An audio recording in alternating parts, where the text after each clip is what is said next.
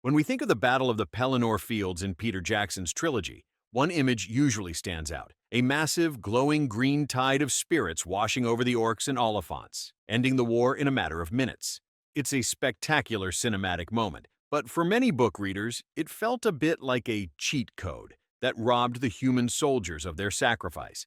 This video will bridge the gap between the cinematic spectacle and the deep literary lore to understand who these spirits really were and why their role was far more grounded and haunting than what we saw on screen. The broken promise of the Second Age.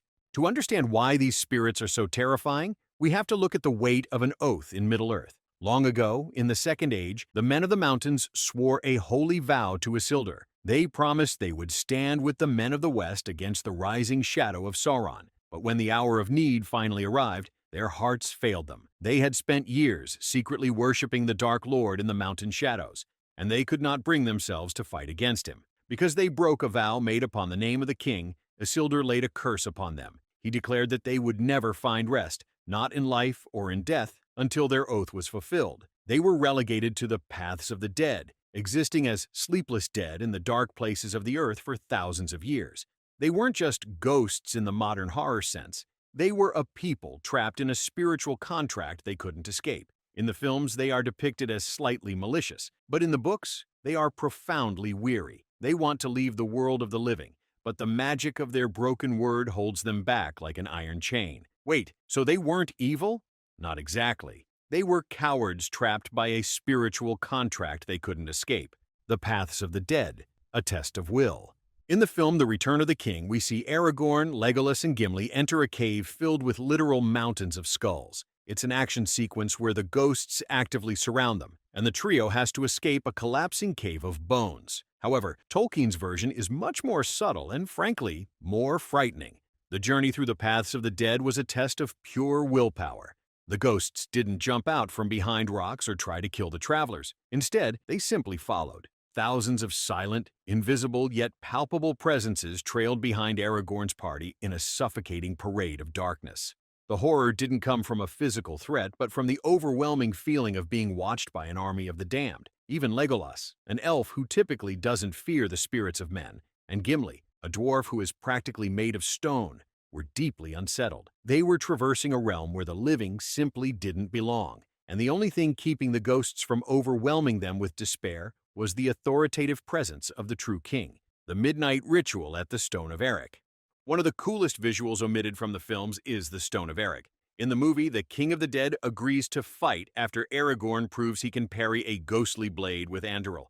But in the book, the dead have no physical form to hold a sword. Instead, Aragorn summoned them to the Stone of Eric, a massive, pitch-black sphere brought from Numenor. This stone was a monument to the original oath, and it served as the focal point for their redemption. At the stroke of midnight, under the shadow of this ancient monument, Aragorn blew a great silver horn and declared himself the heir of Isildur. He didn't ask them to defend a city. He commanded them to follow him to the port of Pelargir to intercept the fleet of the Corsairs. The atmosphere here wasn't one of a general leading troops, but of a priest-king performing a dark and necessary ritual to clear a path for the living. The Battle of Pelargir. Terror as a weapon.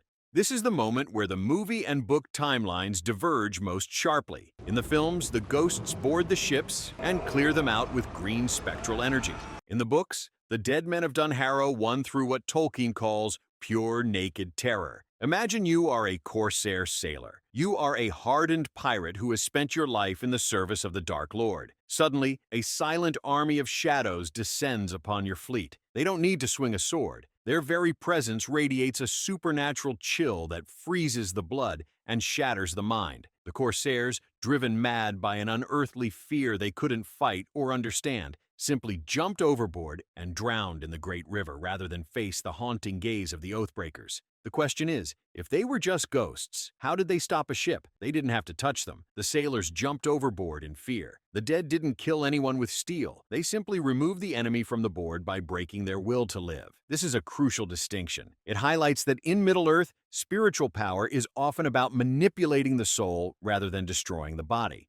The release of the Oathbreakers. The biggest shock for many movie-only fans is the fact that the army of the dead never actually went to Gondor. After the fleet at Pelargir was cleared of the enemy, Aragorn declared their oath fulfilled.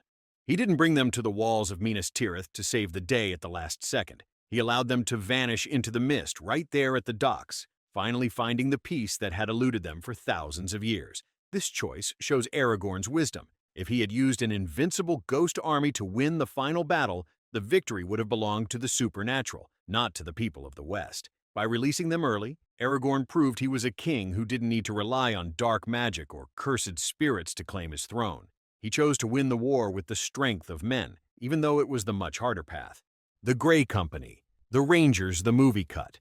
So, if the ghosts weren't on the ships when they arrived at the Battle of the Pelennor Fields, who was? In the films, the ships arrive and the ghosts spill out. In the books, the ships arrive and out steps the Grey Company. The Grey Company was a group of 30 Dúnedain Rangers from the north, Aragorn's own kin.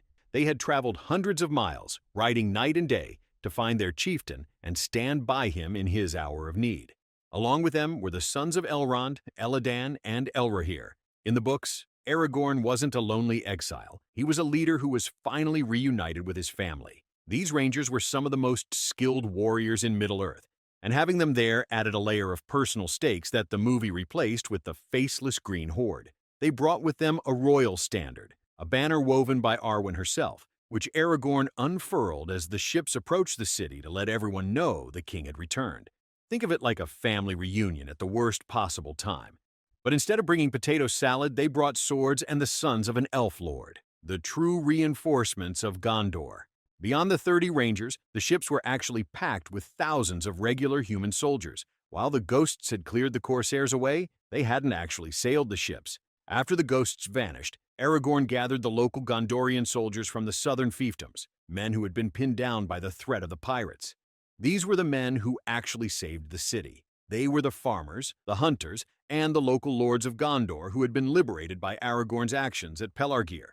They were flesh and blood warriors who bled and died alongside the defenders of Minas Tirith. When the orcs saw the black ships, they thought their allies had arrived to crush the city. Instead, they were met by the combined might of the south and the north, led by a king who had earned his victory through strategic brilliance rather than a win button.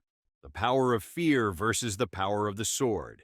Tolkien often wrote about the bitterness of the world and the importance of human agency. By changing the army of the dead into a physical force that could simply wipe the battlefield, the movies lost the subtle distinction between the power of fear and the power of the sword. In the lore, the dead represent the consequences of cowardice and the heavy burden of an unkept promise. Their role is to provide a last resort that allows the true heroes to reach the battlefield. They are a tool used to clear the path, but they are not the ones who win the war. Understanding this difference doesn't just make you a lore expert, it helps you appreciate the weight of the struggle that Aragorn and his people faced. They didn't have an invincible ghost army to do the heavy lifting. They had to face the shadow with nothing but their courage and their king. The movie uses ghosts to end the battle. The book uses ghosts to clear the way for a human army to win. The Army of the Dead isn't the only time the movies changed major lore details. To see other changes, watch next, Every Difference Between Lord of the Rings books and movies explained.